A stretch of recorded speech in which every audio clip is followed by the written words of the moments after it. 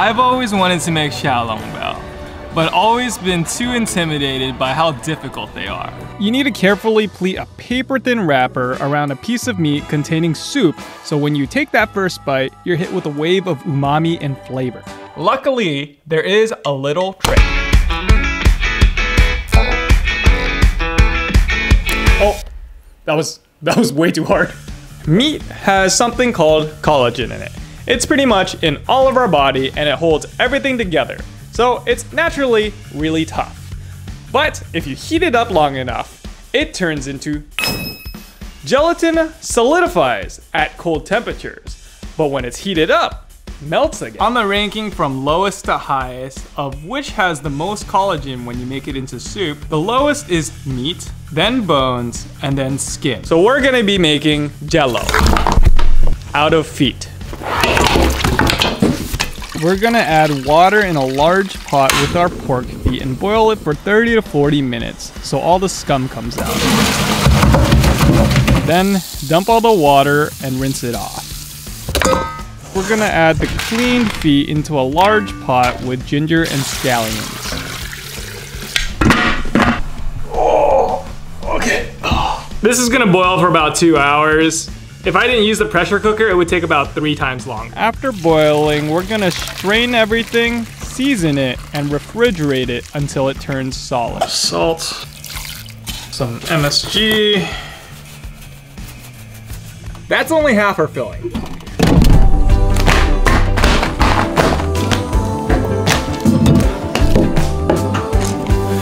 Time to make the meat. In a mortar and pestle, we're adding some ginger and green onions. Then we're gonna add it into a bowl with some water. I actually don't know why we make this ginger scallion water. I think it's to flavor the meat without having the texture of the vegetable in the patty. I was only able to get 80-20 ground pork at the supermarket, and normally you would want to use some ratio like 70 to 30 lean to fat. So in order to make it fattier, I have some pork belly here, and I'm gonna... We're adding all the meat together along with white pepper, soy sauce, Shaoxing wine, MSG, sugar, and salt. Then we're gonna strain that ginger scallion water and slowly add it to the filling while mixing. Mixing in one direction causes the muscle fiber protein myosin to be distributed more evenly. This emulsifies the water, resulting in a patty that doesn't fall apart when you cook and also retains more moisture. I didn't really measure anything, so I have to actually cook it to taste it. It needs a tiny bit of salt. After our jello is solid, we're gonna chop it up and add it to our meat. We're using about the same amount of jello to meat by weight. Time for the hardest part. So we need to make a skin that's as thin as we can get in order to hold our meat and our soup so it doesn't explode when we steam it. Gluten is stretchy, but then it recoils back into its shape, which is a problem when we're trying to make this really thin because every time you try to roll it flat, it's gonna recoil back. So we have 2 solutions. Double O flour has a finer texture and absorbs more water readily, which causes the gluten structure to be tighter. This results in a dough that's a lot less elastic and much easier to roll thin. Our second trick is adding hot water to the dough gelatinizes the starch, which prevents as much gluten from forming, making a more tender dough that's also less elastic. We're also gonna add some room temperature water so we can knead it all together into a smooth dough. We're gonna let this rest for about 30 minutes. After resting, we're rolling the dough into a log and dividing it into even-sized chunks. I'm cutting this to 10 to 15 gram pieces. I think it's supposed to be easier if you cut them into bigger pieces and really hard if you cut them into small pieces. Since this is my first time doing this, I'm gonna make them on the bigger side. We're placing the cut pieces under a moist towel to keep everything from drying out. We're gonna flatten the dough so we can put the meat on it. A little bit of flour, a little bit on here. Get one of these. I'm supposed to roll it like this, and turn it, roll it, turn it, roll it.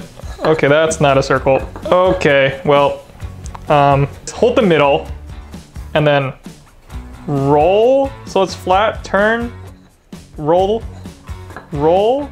Oh my God, turn. So you're supposed to put more pressure when you pull out than when you push in. So no pressure in, out, roll, turn, roll, turn, roll, turn, roll. Oh my, this is horrible. Turn, roll. Oh, this is gonna be bad. All right, so we're supposed to get the edges paper thin and the middle a little bit thicker. I already regret trying to figure this out. This is insane. Okay, so these are supposed to be 11 centimeters wide. This is not,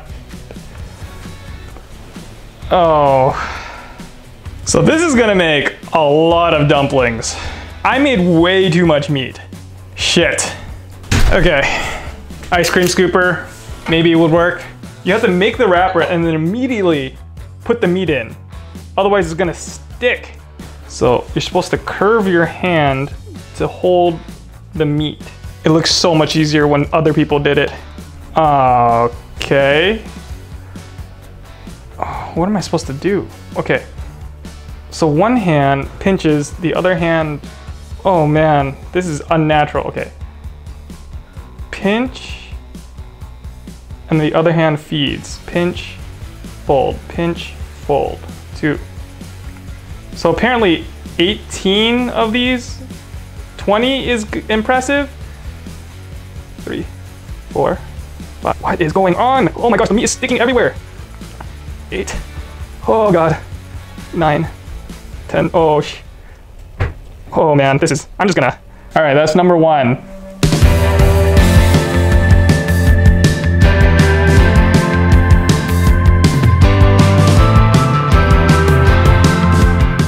For years, I chased accomplishing goals. You know what?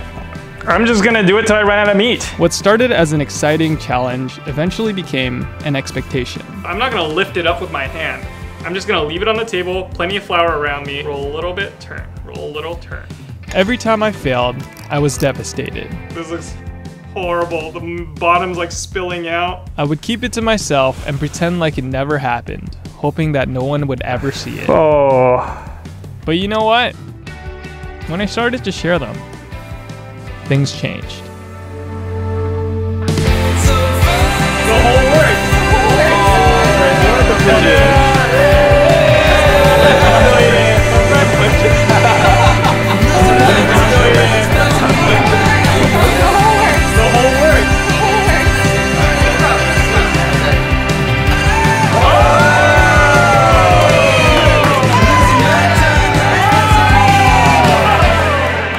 Celebrate your failures like you would your successes. Be proud that you were brave enough to do something hard enough to fail. Damn, that's good. Have a good day.